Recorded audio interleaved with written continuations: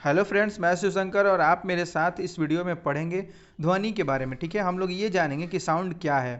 तो एनसीईआरटी के सीरीज में साइंस का हम आज अध्ययन कर रहे हैं और यह है 8 क्लास का साइंस और उसका 13 चैप्टर यानी कि 13वां अध्याय।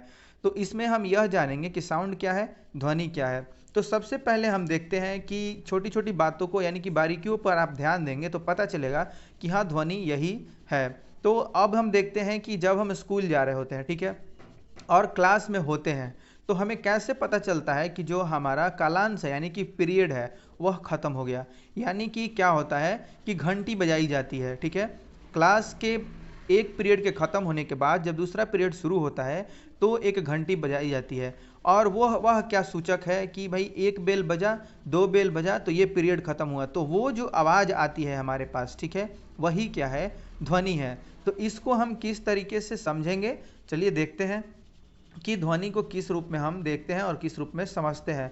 तो सबसे पहले क्या होता है, ध्वनि कैसे उत्पन्न होती है, ध्वनि को किस तरह से उत्पन्न किया जाता है, ठीक है। अब हम इसका कैसे पता लगाएंगे, तो देखते हैं कि हारमोनियम, ढोलक, नगाड़े, ताशे, ये सभी जो वाद्य यंत्र हैं इनसे भी क्या होते हैं, ध्वनियाँ उत्पन्न होती हैं, ये ध्वनि उत्पन्न करते हैं।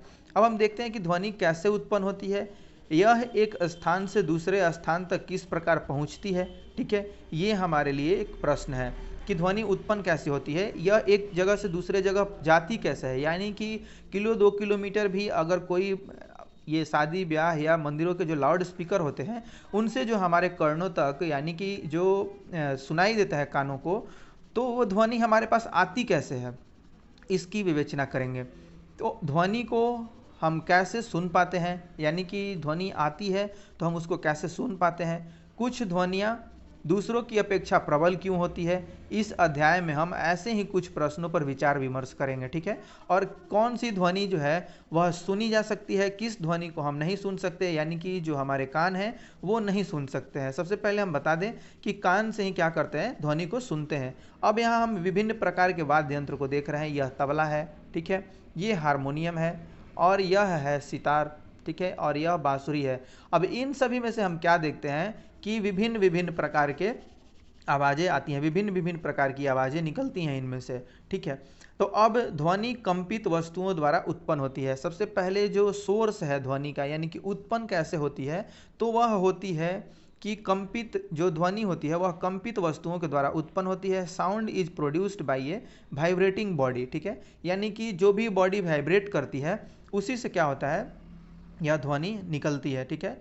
तो कौन सी जो ध्वनि, कौन सी जो चीज़ें हैं वो कंपित होती हैं, जब आप क्या करते हैं, कोई भी प्लेट, ठीक है, या थाली या कोई भी बर्तन बजाते हैं तो उसमें भी कंपन होता है, ठीक है, उसमें भी वाइब्रेशन होता है। इसी प्रकार से जब पीरियड खत्म होता है यानी कि क्लास खत्म होती है हमारी, उसके बाद भी जो बेल बजती है, ठीक है, घंटी बजती है, तो उसमें भी क्या होता है, कंपन होता है, ठीक है। अब हम क्या देखते हैं कि किसी वस्तु की अपनी माध्य स्थिति के इधर उधर या आगे पीछे होने वाली गति को हम क्या कहते हैं, कंपन कहते हैं। जब कोई वस्तु स्थिर है, ठीक है, यानी कि उसमें कोई विक्षोभ उत्पन्न नहीं होता है, कोई भी आप उसमें डिस्टरबेंस पैदा नहीं करते हैं, तो वह क्या होती है, स्थिर होती है। लेकिन जैसे ही आप उस पर किसी चीज़ से आघात करते हैं, वो उसका क्या होता है, वह अपनी माध्य स्थिति से मतलब कि स्थिर के स्थिति से क्या होती है, इधर उधर या आगे पीछे दोलन करने लगती है, कंपन करने लगती है, ठीक है, वही क्या होता है, कंपन होता है। इसके आगे पीछे होने की गति ही क्या कहलाती है, कंपन कहलाती है। अब जब कस कर तानित एक रबड़ के छल्ले को कर्षित यानी कि प्लग करते हैं या बीच से खींच कर छोड़ते हैं तो यह कंपन करता है और ध्वनि उत्पन्न करता है। जब यह कंपन करना बंद कर देता है तो क्या होती है, क्या होता है कि यह ध्वनि भी आनी बंद हो जाती है, इससे ध्वनि का जो निकलना होता है वह भी बंद हो जाता है, ठीक है। तो इस प्रकार से क्या होता है, जब तक से वाइब्रेशन होता है किसी भी पिंड में, किसी भी ऑब्जेक्ट में, तो ही क्या होता है, किसी भी बॉडी में, तो ही क्या होता है, ध्वनि उत्पन्न होती है। यहाँ पे आप कंपित थाली को देख सकते हैं कि इसमें भी वाइब्रेशन हो रहा है और जब तक वाइब्रेशन इसमें से होता रहेगा तब तक क्या होंगी, ध्वनियाँ निकलती रहेंगी इससे। अब देखते हैं हम कि इस प्रकार हमने देखा कि कंपायमान वस्तु ध्वनि उत्पन्न करती हैं, जो भी मतलब वाइब्रेटिंग बॉडी हैं वो क्या करती हैं, ध्वनि उत्पन्न करती हैं। कुछ स्थितियों में ये कंपन हमें आसानी से दिखाई देते हैं, ठीक है। कुछ स्थिति ऐसी होती है, कुछ परिस्थितियां ऐसी होती हैं जिसमें ये कंपन आसानी से हम इनको देख लेते हैं, लेकिन अधिकांश स्थितियों में उनका आयाम यानी कि एम्पलीट्यूड जो होता है वह इतना कम होता है कि हम उन्हें देख नहीं पाते हैं, ठीक है। उनके आयाम को, उनके एम्पलीट्यूड को हम देख नहीं पाते हैं, तथापि हम इन कंपनों का अनुभव कर सकते हैं, ठीक है। क्या होता है कि हम उनको देख नहीं पाते हैं बट हम उनका अनुभव कर सकते हैं, ठीक है। तो इस प्रकार से हम देखते हैं क्या ये वाद्य यंत्र है एक तारा, ठीक है। नारियल का एक खोखला खोल लीजिए, इसको बनाने की विधि बताई गई है कि आप इसको कैसे बना सकते हैं। तो इसमें आपको करना क्या है, नारियल का एक खोल लेना है और उससे एक वाद्य यंत्र, एक तारा बनाइए। इसे आप किसी मिट्टी के बर्तन से भी बना सकते हैं। इस तरह के वाद्य यंत्र को आप बजाते हुए देखे भी होंगे, ठीक है। तो यह क्या करता है कि वाद्य यंत्र को बनाइए और इसके कंपायमान भाग को पहचानिए, आपका यह कहाँ पे कंपन करता है, ठीक है। जैसे आप घड़ा को भी बजाते हुए देखे होंगे, सुने होंगे। तो इस प्रकार से ये वस्तुएं क्या होती हैं, कंपायमान होती हैं और इनके कंपन को आप देख तो नहीं सकते, इनके आयाम को देख तो नहीं सकते आप, लेकिन आप अनुभव कर सकते हैं, ठीक है। ये घटम यानी कि घड़े को बजाया जा रहा है, इसमें से भी क्या होता है, वाइब्रेशन होता है, वाइब्रेटिंग होता है और ये चीज़ें वाइब्रेट करके हमें ध्वनि देती हैं, ठीक है। तो इस प्रकार से ये जल, पानी वाला जो ग्लास होता है वो भरा होता है, जल तरंग।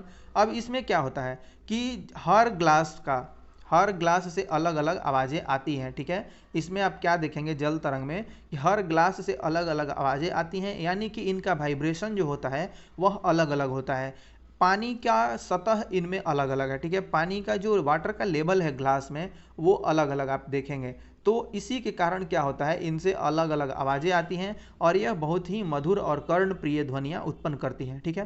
तो इस प्रकार से ये सभी चीज़ें क्या है, ध्वनि को प्रभावित करती हैं। यानी कि आप एक खाली घड़ा को बजाएं और उसमें फिर कुछ किसी अन्न को या किसी भी वस्तु को डाल करके बजाएं तो दोनों की आवाज़ में आप अंतर पाएंगे, ठीक है। तो ये सभी चीज़ें जो हैं वो ध्वनि को प्रभावित करने वाले कारक हैं, फैक्टर हैं।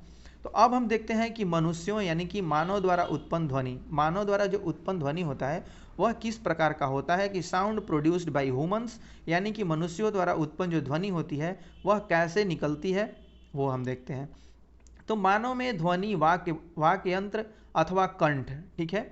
मानव में कैसे ध्वनि निकलती है, हम गाना गाते हैं या सुरीली आवाज़ निकालते हैं या चिल्लाते हैं तो ये कैसे बाहर आती है, ठीक है। इसको देखते हैं।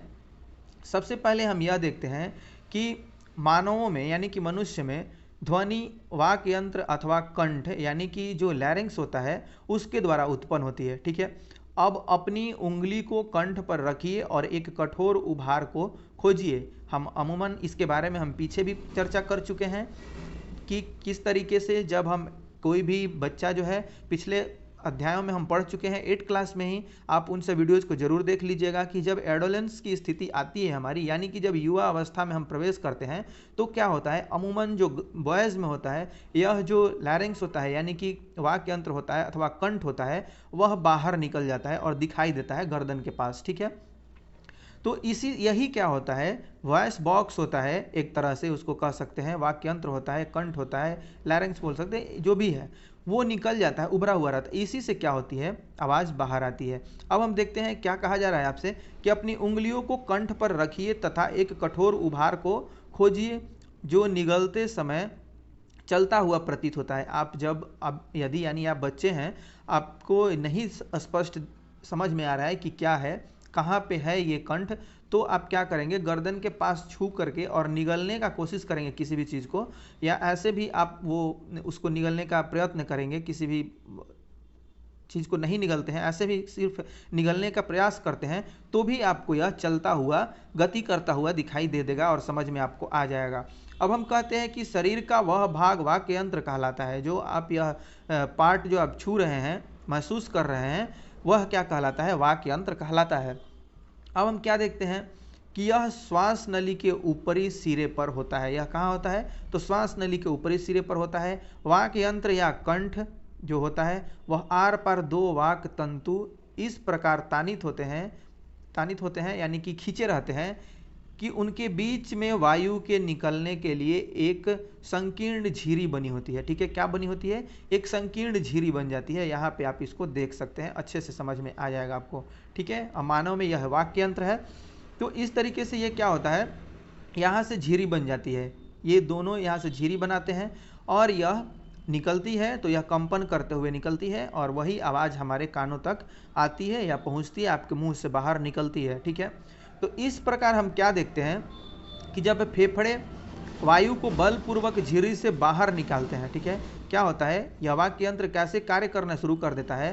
तो जो फेफड़े होते हैं यानी कि लंग्स जो होता है वह क्या होता है, बलपूर्वक झिरी से बाहर निकालते हैं, तो वाक्य तंतु कंपित होते हैं जिससे ध्वनि उत्पन्न होती है। यही क्या होते हैं, कंपित होकर के ध्वनि बाहर इनसे आती है।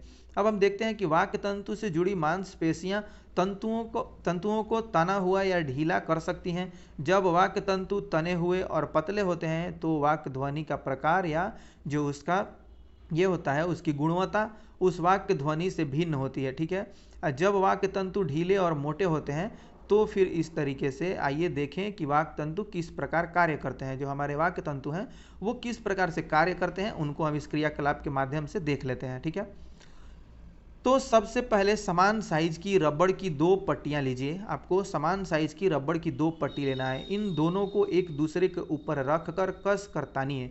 इनको क्या करिए आप, रख के कस करके तानिए, इसको मतलब खींचिए। अब इनके बीच के अंतराल यानी कि जो आप दरार देखते हैं, एक थोड़ा सा फैल भाग जो देखते हैं, निकला हुआ भाग जो देखते हैं, उसमें फूंकिए, हवा फूंकिए। ठीक है, उसमें आपको हवा फूंकना है, जो अंतराल है यानी कि जो आप दरार देख रहे हैं। ठीक है, अब जब तानित रबड़ की पट्टियों के बीच से हवा फूंकी जाती है तो ध्वनि उत्पन्न होती है। ऐसे अमूमन बच्चे इसको बना करके खेलते हैं ध्वनि निकालने के लिए। ठीक है, तो इसी फॉर्मूले पे, इसी थ्योरी पर क्या होता है, हमारा जो वाक्य यंत्र है वह भी कार्य करता है। ठीक है, तो एक कागज के टुकड़े जिसमें एक पतली झिरी बनी हो की सहायता से आप भी इस क्रियाकलाप को कर सकते हैं। कागज को अपनी उंगलियों के बीच मानी कि जो कि चित्र नीचे दिया हुआ है उस तरीके से पकड़िए है, उसकी भांति आपको पकड़ना है। जब झिरी के बीच से हवा फूंकिए, अब क्या कीजिए आप कि झिरी के बीच से हवा फूंकिए और क्या करना है, ध्वनि सुनिए। हमारे वाक्य तंतु भी ठीक इसी प्रकार ध्वनि उत्पन्न करते हैं।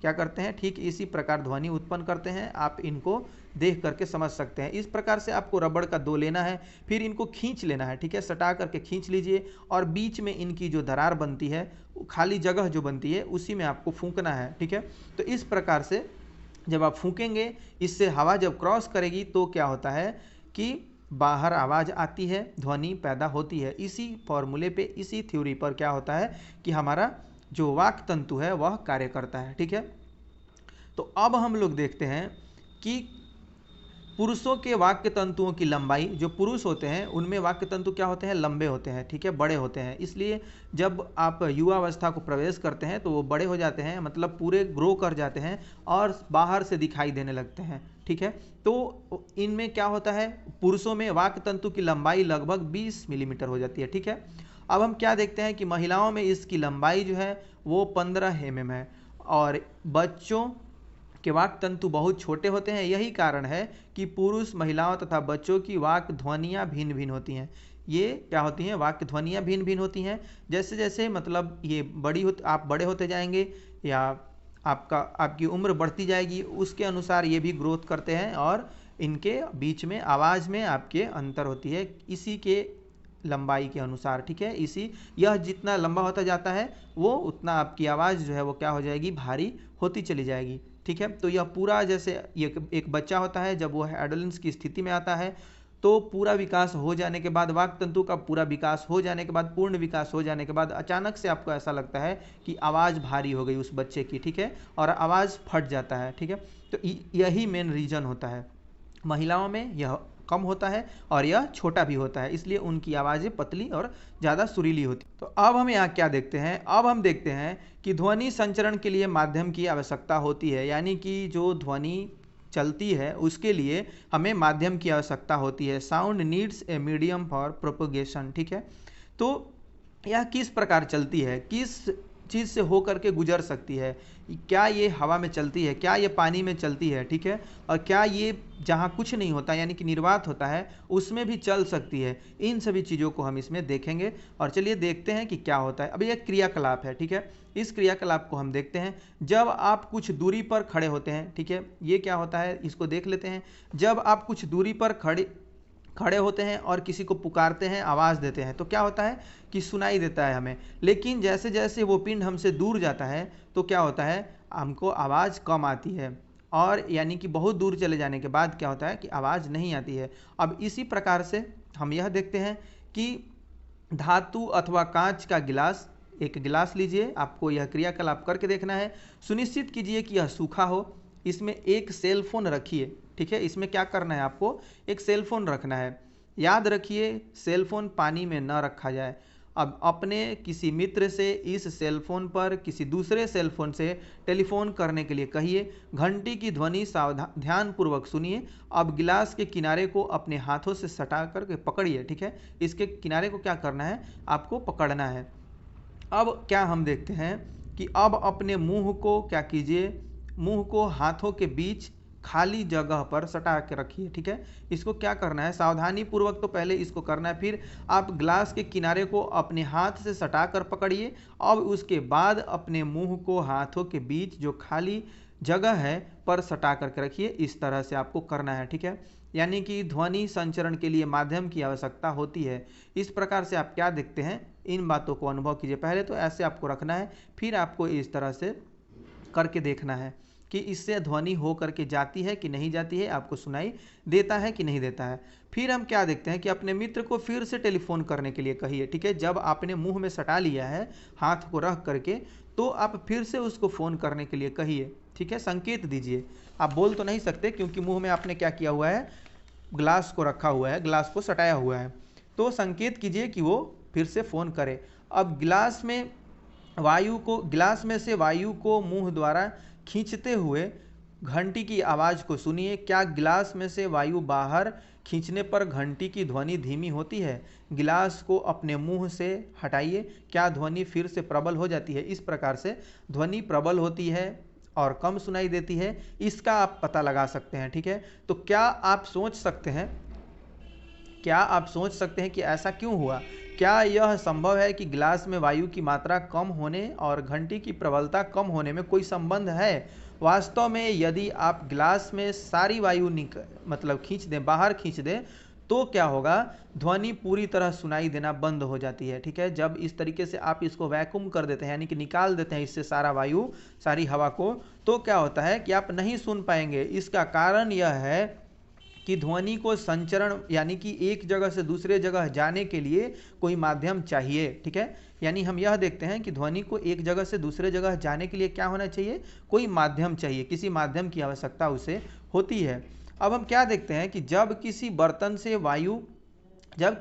में से वायु पूरी तरह निकाल दी जाती है तो कहा जाता है कि बर्तन निर्वात है, यानी कि वैक्यूम है, ठीक है, बर्तन खाली है, कुछ भी नहीं है, उसमें हवा भी नहीं है, ध्वनि निर्वात में संचरित नहीं हो सकती है। यह आप एक तथ्य आपको मिल चुका है यहाँ पे कि ध्वनि जो है वह निर्वात में संचरण नहीं करता है, यानी कि चल नहीं सकता।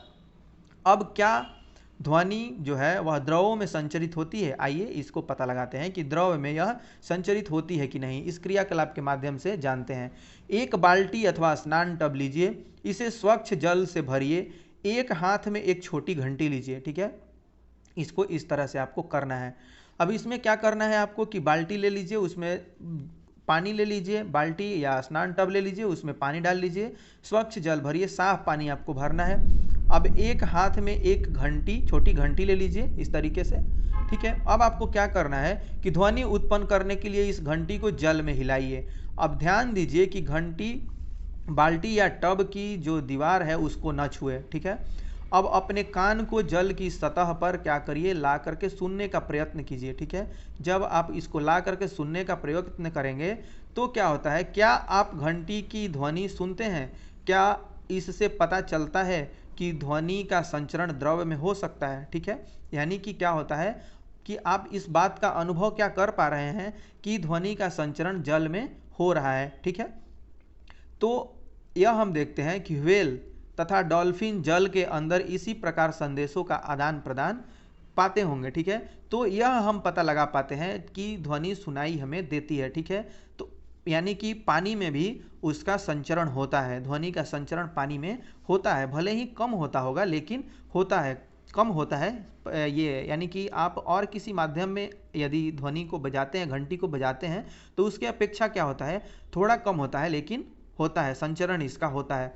अब आइए ज्ञात करें कि क्या ध्वनि ठोस में गमन करती है, गमन कर सकती है। इस बात को हम क्रियाकलाप के माध्यम से करने का कोशिश करते हैं। अब हमको ये करना है कि धातु का 1 मीटर स्केल, ठीक है, या धातु की एक लंबी छड़ लीजिए, इसके एक सिरे को अपने कान से सटा कर रखिए। इसके सिरे को क्या करना है, आपको सटा करके रखना है। अब अपने मित्र से स्केल के दूसरे सिरे को क्या करना है, धीरे से खरोंचने या खटखटाने को कहिए। इस प्रकार से आप सिरा को ले लीजिए, स्केल का जो सिरा है उससे आपको क्या करना है कि आपको कान में लगा लेना है इसका एक सिरा, और दोस्त को क्या करना है, ये पूरा स्केल का दूसरा सिरा उसको बोलना है कि तुम खींच करके पकड़े रहो और इस पर कहीं खरोच करो। ठीक है, अब यह क्या देखते हैं कि खरोच करने के बाद आपके कान में वो ध्वनि सुनाई देती है कि नहीं, अब यही आपको अनुभव करना है। तो हम यहाँ क्या पाते हैं, क्या आप खरोचने की ध्वनि सुन पाते हैं? अपने आसपास खड़े हुए मित्रों से पूछिए कि क्या वे भी इस ध्वनि को सुन पाए। ठीक है, तो इस प्रकार से आप क्या देखते हैं कि आप अपने कान को लकड़ी या धातु, इस तरीके से हम लोग देख चुके हैं पहले भी, यानी कि हम टेबल वगैरह पे किताबें रख करके पढ़ते हैं तो अक्सर ऐसा कर देते हैं। ठीक है, तो हमें क्या होता है कि ध्वनि सुनाई देती है ठोस, यानी कि हमने देखा कि ध्वनि लकड़ी या धातु में चल सकती है।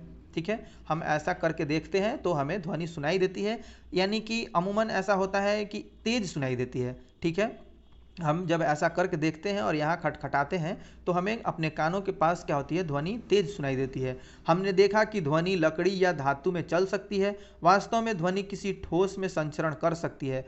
आप एक मनोरंजक क्रियाकलाप द्वारा यह दर्शा सकते हैं कि ध्वनि डोरियों में भी चल सकती है। वो जो बचपन में हम लोग जो टेलीफोन खेलते थे उससे भी आप ये कर सकते हैं, बड़ी सी डोरी, और उसको क्या करना है, किसी डिबिया से इस तरीके से आपको करना है। जो खिलौना टेलीफोन है इसमें भी क्या होता है, ध्वनि का संचरण होता है। ठीक है, तो इस प्रकार से हम देखते हैं कि ध्वनि का संचरण इसमें होता है। अब हम ध्वनि को अपने कानों द्वारा सुनते हैं, तो कैसे सुनते हैं? ठीक है, यानी कि जब हम ध्वनि को अपने कानों से कैसे सुन पाते हैं, ठीक है, we hear sound through our ears. ठीक है, यानी कि हम अपने कान से ध्वनि को सुनते हैं, तो वह कैसे सुनते हैं इसको हम जानने का प्रयत्न करते हैं। कान के बाहरी भाग की जो प्रकृति होती है, कीप यानी कि फनल जैसी होती है।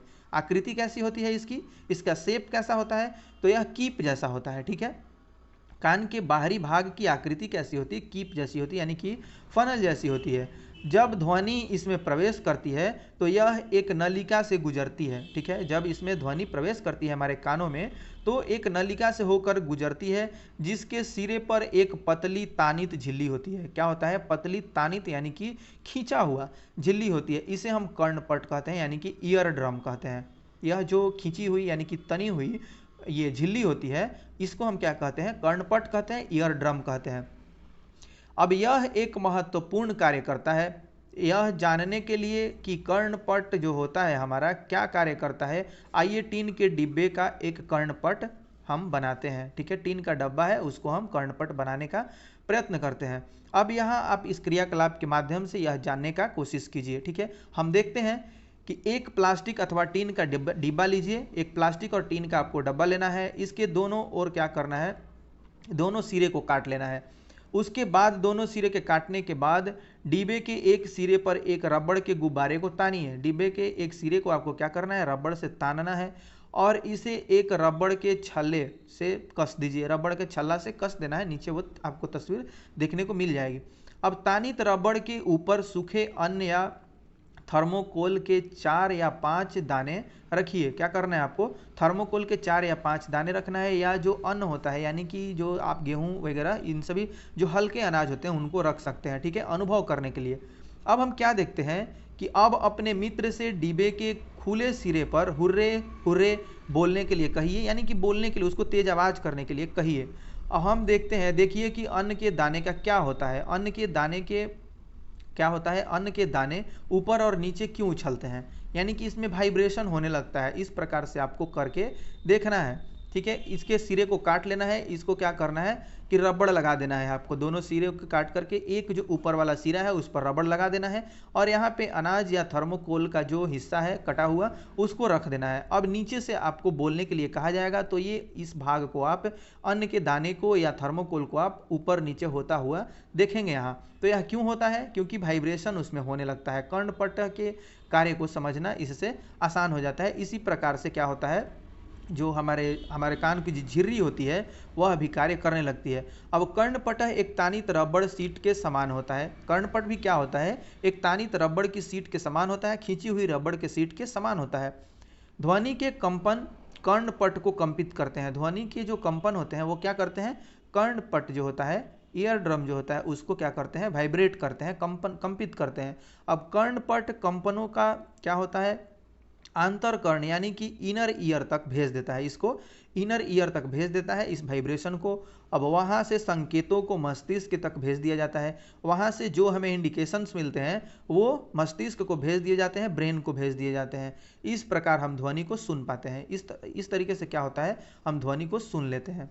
इस तरीके से आप देख सकते हैं कि ये कर्ण है, आंतर कर्ण है यह, और यह कर्णपट है। जो आप ये रबड़ जैसी आकृति जो देख रहे हैं, यही क्या होता है, जो हमारा कर्णपट है यानी कि ईयर ड्रम है। यहीं से तारित होकर के कोई भी ध्वनि यहाँ अंदर जाती हैं आंतर कर्ण में यानी कि इनर ईयर में, और वहाँ से फिर ये ब्रेन को सूचना के द्वारा भेज दी जाती हैं। यहाँ आप देख सकते हैं वही चीज़ें, ठीक है। तो इस प्रकार से कान की स्थिति यानी कि मानव कर्ण जो होता है उसको आप पहचान गए होंगे। अब हमें कभी भी अपने कानों को, ये बात जो है आप ध्यान रखेंगे, हमें कभी भी अपने कानों में कोई तीखी, नुकीली या कठोर वस्तु नहीं डालनी चाहिए। यह कर्णपट को क्या होता है, क्षति पहुंचा सकती है, जिससे सुनने की शक्ति कम हो सकती है, ठीक है। अब क्या हम देखते हैं कि कंपन का आयाम, आवर्तकाल तथा आवृत्ति, ये जो कंपन का आयाम होता है वह किस तरीके से होता है, यानी कि जो एम्पलीट्यूड होता है वह क्या होता है, टाइम पीरियड क्या होता है, आवर्तकाल क्या होता है, और जो फ्रीक्वेंसी होता है और वाइब्रेशन होता है वह क्या होता है। यानी कि amplitude, time period and frequency of a vibration, ठीक है। फ्रीक्वेंसी ऑफ वाइब्रेशन यानी कि आवर्तकाल क्या होता है, आवृत्ति क्या होती है, टाइम पीरियड क्या होता है और वाइब्रेशन क्या होता है। हम देखते हैं कि हम जानते हैं कि किसी वस्तु का बार बार इधर उधर गति करना कंपन कहलाता है। इधर उधर गति करना क्या कहलाता है, कंपन कहलाता है। इस गति को दोलन गति भी हम कहते हैं, इसको हम क्या कहते हैं, दोलन गति भी कह सकते हैं, ठीक है। तो यह हमारा जो दोलन करता हुआ है, इस तरीके से आपको लगेगा इस तरीके से दोलन करता हुआ, इसलिए हम इसे क्या कहते हैं, दोलन गति कह सकते हैं।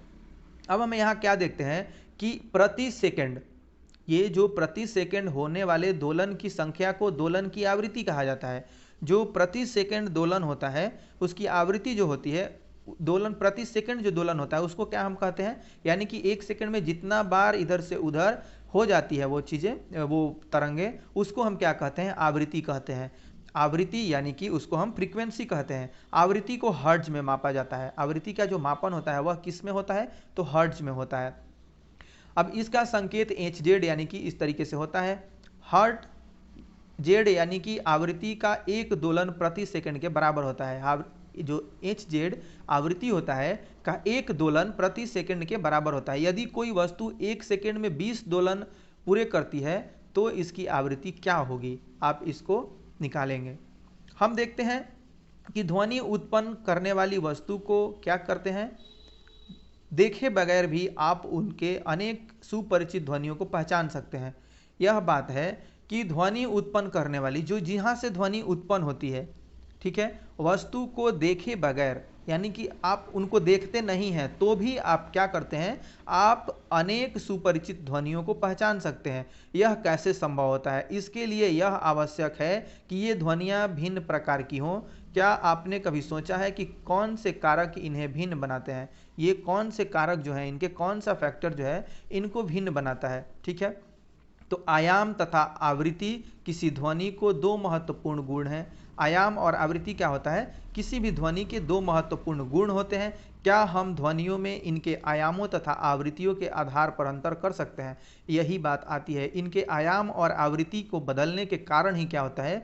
ध्वनि बदल जाता है। ध्वनि यानी कि आपको मोटी, पतली या तीखी या थोड़ी धीमी इस तरीके से सुनाई देती है। इनके आयाम और आवृत्ति में बदलाव के कारण, परिवर्तन के कारण ऐसा हो पाता है। तो अब हम देखते हैं कि प्रबलता तथा तारत्व। प्रबलता और तारत्व क्या होता है? ठीक है, यानी कि जो भी हम देखते हैं कि प्रबलता और तारत्व में किस प्रकार से आप इनको अलग करते हैं। प्रबल यानी कि जो आप ज़्यादा कोई भी ध्वनि सुनते हैं, ठीक है, यानी कि वो आपके पास पूरी तेजी से आती है। और तारत्व यानी कि तीखा होता है, वो सुरीला यानी कि पतला, और ध्वनि क्या होगी? पतली होगी। तो एक धातु का गिलास और एक चाय का चम्मच लीजिए। इस क्रियाकलाप के माध्यम से हम यह जानने का कोशिश करते हैं कि आपको क्या करना है कि एक धातु का गिलास और एक चाय का चम्मच लीजिए। चम्मच को धीमे से गिलास के किनारे से टकराइए। इसको क्या करना है आपको? कि टकराना है धीरे से। अब उत्पन्न हुई ध्वनि को सुनिए। अब गिलास पर चम्मच से जोर से आघात कीजिए। इसको सुनिए और फिर इसको क्या करना है? आपको जोर से आघात करना है। उसके बाद आप क्या पाएंगे? तथा फिर से उत्पन्न ध्वनि को सुनिए, फिर से उसको सुनिए। क्या गिलास पर जोर से आघात करने पर ध्वनि अधिक प्रबल होता है? यानी कि आप जब उस पर जोर से आघात करेंगे तो क्या होगा? ध्वनि अधिक प्रबल होगा। अब गिलास के किनारे को छूते हुए थर्मोकोल की एक छोटी सी गेंद क्या कीजिए? लटकाइए। अब गिलास को कंपित कराइए। फिर से गिलास को कंपित कराइए। देखिए कि गेंद कितनी दूरी पर विस्थापित होती है। ठीक है, ये देखना है कि जो थर्मोकोल की गेंद है वह कितनी दूरी पर विस्थापित होती है, मतलब हटती है। अब गेंद का विस्थापन गिलास के कंपन के आयाम की माप है। जो गेंद का जो विस्थापन होता है वही गिलास के कंपन का आयाम होता है, यानी कि एम्पलीट्यूड होता है। ध्वनि की प्रबलता इसके आयाम पर निर्भर करती है। जो ध्वनि की प्रबलता होती है वह किस पर निर्भर करती है? आयाम पर निर्भर करती है कि वह ध्वनि कितनी तेज है। अब हम क्या देखते हैं कि जब किसी कंपित वस्तु का आयाम अधिक होता है तो इसके द्वारा उत्पन्न ध्वनि प्रबल होती है। जब आयाम कम होता है तो उत्पन्न ध्वनि भी मंद होती है। अब ग्लास को पहले धीमी तथा बाद में अधिक बल से आघात कीजिए। अब दोनों स्थितियों में गिलास को क्या करना है? गिलास के कंपन के आयाम की तुलना कीजिए आप। उसके बाद आप यही चीज़ें देखेंगे। ठीक है, अब हम यहाँ यह देखते हैं कि जो ध्वनि की प्रबलता है, ठीक है, ध्वनि की प्रबलता ध्वनि उत्पन्न करने वाले कंपनों के आयाम के वर्ग के समानुपाती होती है। आप यहाँ याद रखेंगे कि वर्ग के समानुपाती होती है। ठीक है, यानी कि उसका स्क्वायर होती है। अब उदाहरण के लिए यदि आयाम दुगना हो जाए तो प्रबलता 4 के गुणक में बढ़ जाती है। ठीक है, 4 के गुणक में बढ़ जाती है, क्योंकि जब दुगना करेंगे तो 2 का स्क्वायर कितना होता है? 4 हो जाता है। ठीक है, 2 का स्क्वायर 4 हो जाएगा। तो इस प्रकार से यह बढ़ जाती है। अब हम देखते हैं कि प्रबलता को डेसिबल यानी कि डीबी मात्रक में व्यक्त किया जाता है। प्रबलता को किस में किया जाता है? इसके तो डीबी में, डेसिबल में किया जाता है।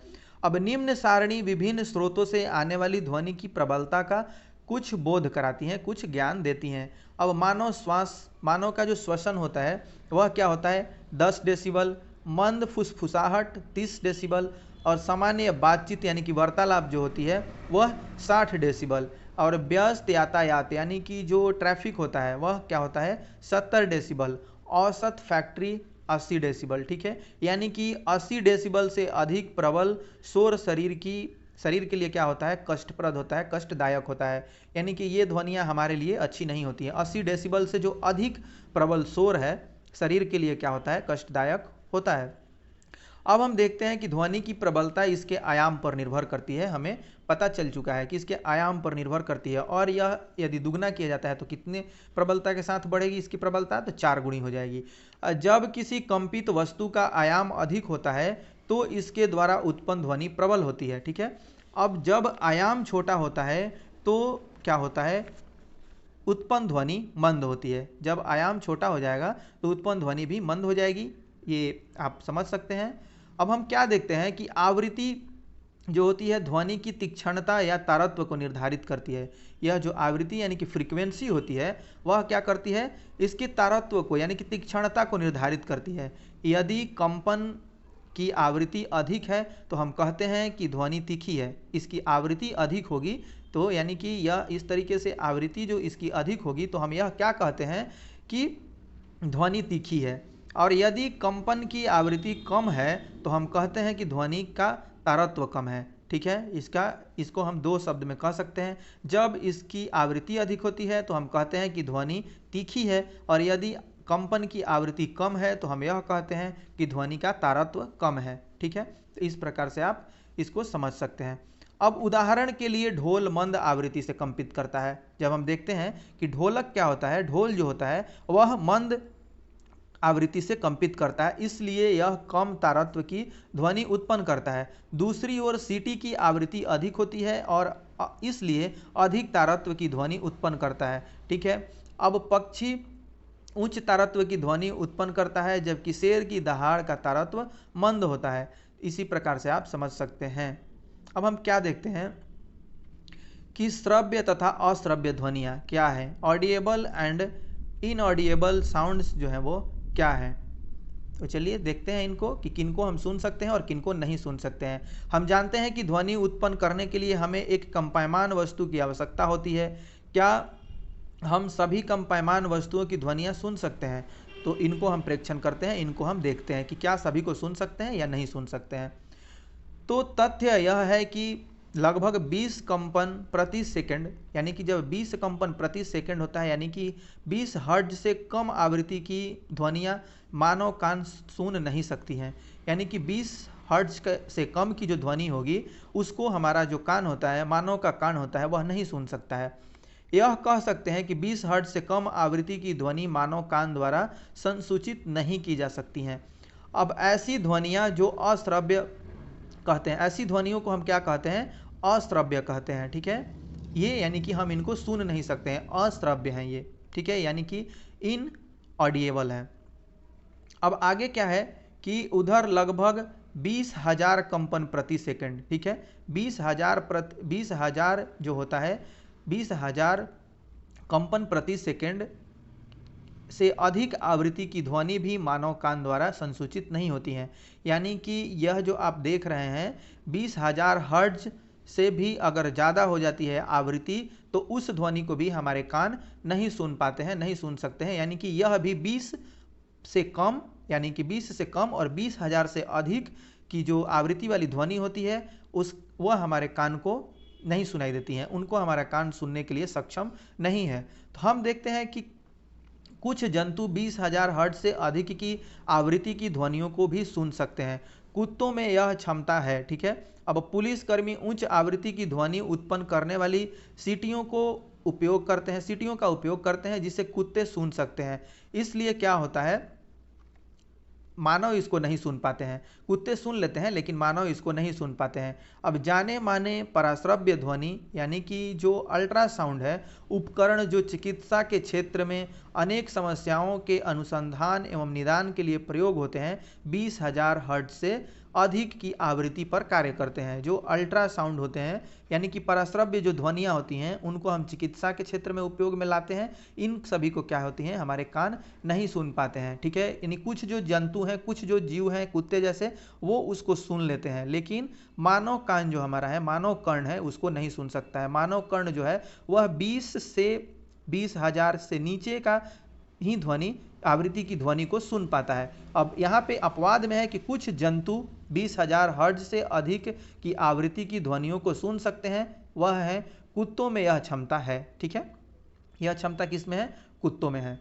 तो आगे देखते हैं और देखते हैं कि किस तरीके से हम देखते हैं कि अतः मानव कानों के लिए श्रव्य की आवृत्ति का परास जो होता है यानी कि रेंज होता है। ठीक है, इनका रेंज क्या होता है? तो लगभग 20 हर्ट्ज से 20,000 हर्ट्ज तक होता है, यानी कि 20 से थोड़ा जो ऊपर है और 20,000 हर्ट्ज से जो थोड़ा नीचे है। ठीक है, उन्हीं को हमारे कान क्या करते हैं, सुन पाते हैं। अब हम देखते हैं कि इसका अर्थ यह है कि हम केवल 20 हर्ट्ज से 20,000 हर्ट्ज के बीच की आवृत्ति को ही क्या करते हैं, सुन सकते हैं और सुन पाते हैं। अब क्या होता है, शोर तथा संगीत क्या है? ठीक है, शोर तथा संगीत यानी कि नॉइज एंड म्यूजिक क्या है?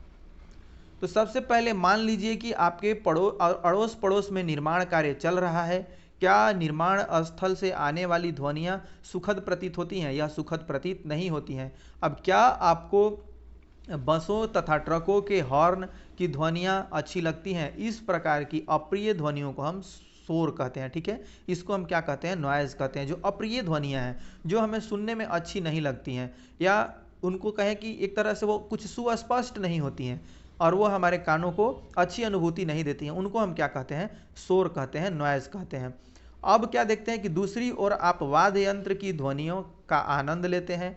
सुस्वर ध्वनि वह है जो कानों को सुखद लगती है। हारमोनियम द्वारा उत्पन्न ध्वनि सुस्वर ध्वनि कहलाती है, ठीक है। अब सितार के तार द्वारा उत्पन्न ध्वनि भी सुस्वर ध्वनि कहलाती है। इस प्रकार से जो हमारे कानों को अच्छी लगती हैं, ठीक है, जो हमारे कानों को क्या लगती हैं? अच्छी लगती हैं, यानी कि कर्णप्रिय होती हैं, उनको हम क्या कहते हैं? सुस्वर ध्वनि कहते हैं, यानी कि म्यूजिक कहते हैं। अब हम देखते हैं कि ध्वनि प्रदूषण क्या है, ठीक है।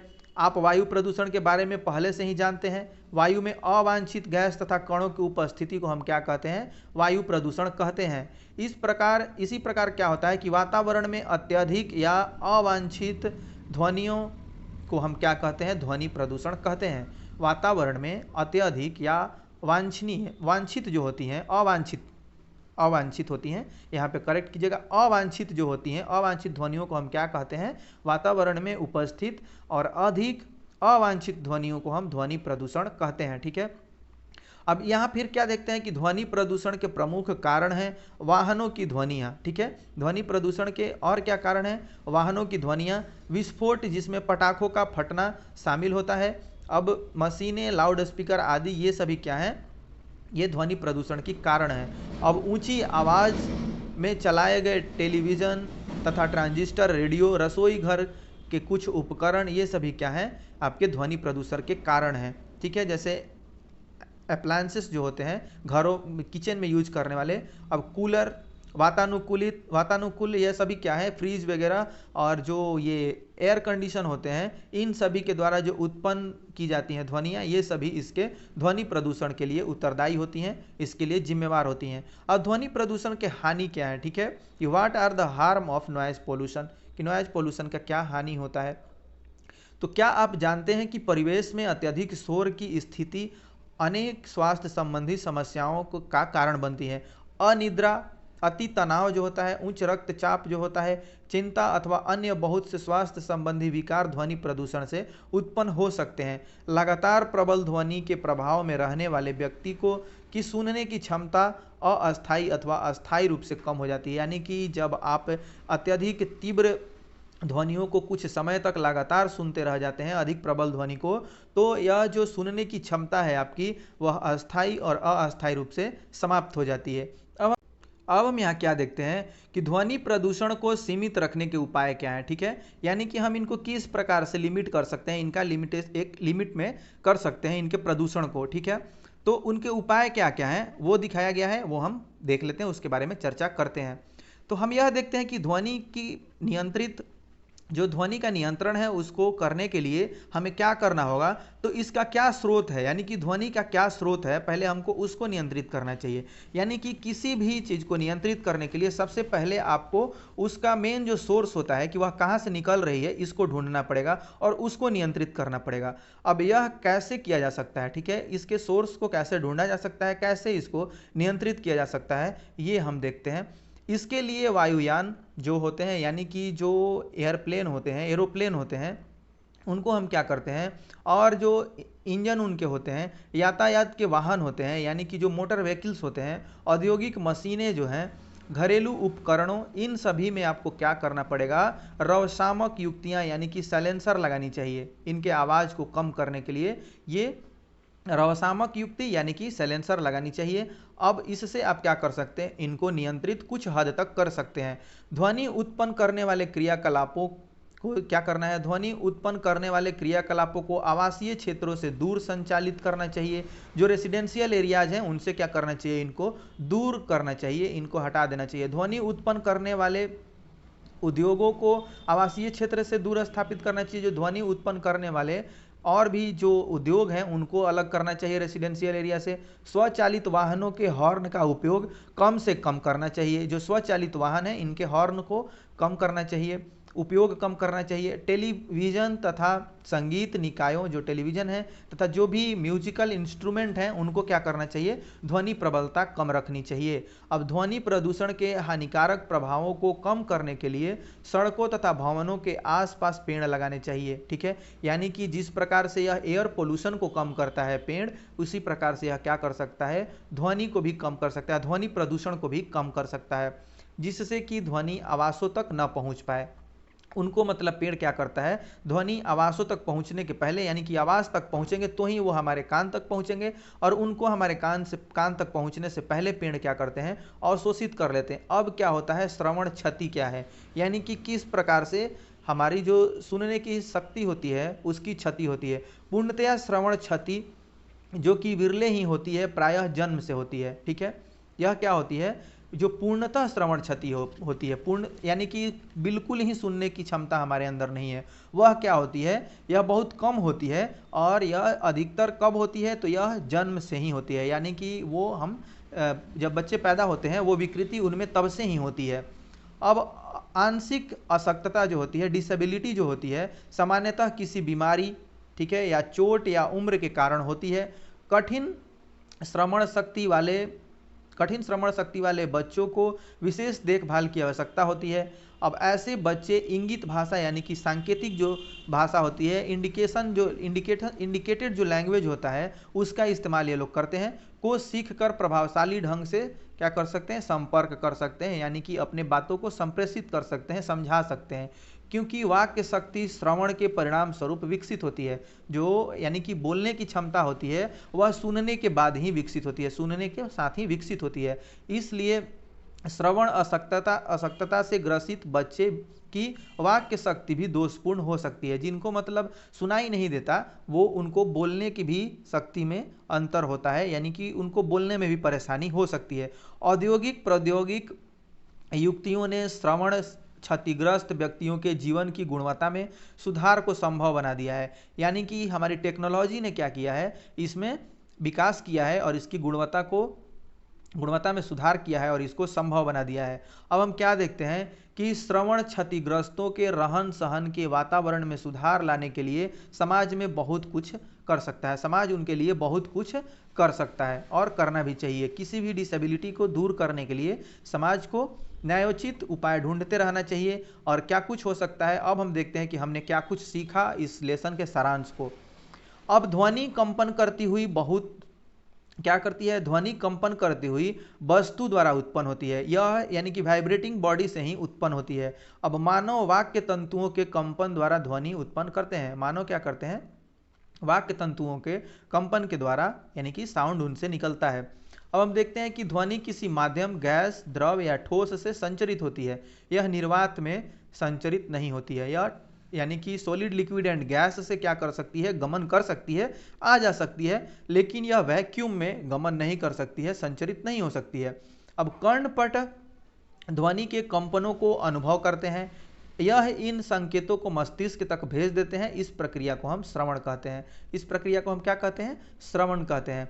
अब प्रति सेकंड होने वाले दोलनों या कंपनों की संख्या दोलन की आवृत्ति कहलाती है, इसकी फ्रीक्वेंसी कहलाती है। आवृत्ति को हर्ट्ज में व्यक्त किया जा सकता है, व्यक्त करते हैं। कंपन का आयाम जितना अधिक होता है, ध्वनि उतनी ही प्रबल होती है।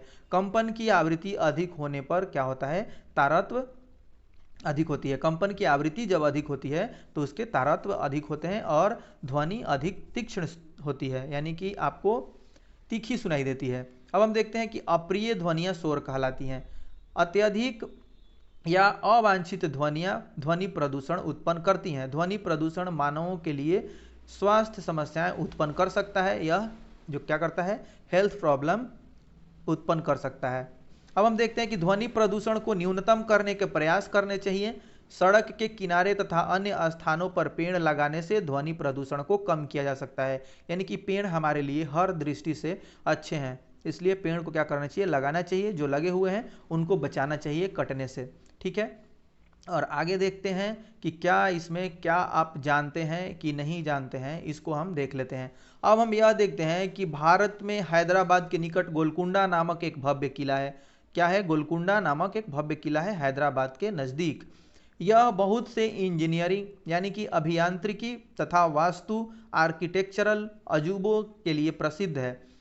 जल प्रदाय व्यवस्था में क्या होता है, जल प्रदाय व्यवस्था में उनमें एक अजूबा है, परंतु कदाचित सबसे अधिक आश्चर्यजनक अजूबा किले के निकास द्वार के पास स्थित एक गुंबद है। क्या है, वहाँ एक गुंबद है, वो ज़्यादा आश्चर्यजनक है। इस गुंबद के नीचे एक निश्चित बिंदु पर हाथों की तालियों से उत्पन्न ध्वनि क्या होती है, जो गुंजित होती है, यानी कि अनुरणित जो ध्वनि है गुंजती हुई, जिसे लगभग 1 किलोमीटर दूर, यानी कि जहाँ से वह ध्वनि उत्पन्न होती है, ठीक है, वह क्या होती है, जहाँ से ध्वनि उत्पन्न होती है वहाँ से लगभग 1 किलोमीटर दूर शीर्ष बिंदु पर स्थित किसी स्थान पर सुना जा सकता है। ठीक है, यानी कि यह एक अजूबा है कि ताली बजाई जाती है कहाँ, किले में।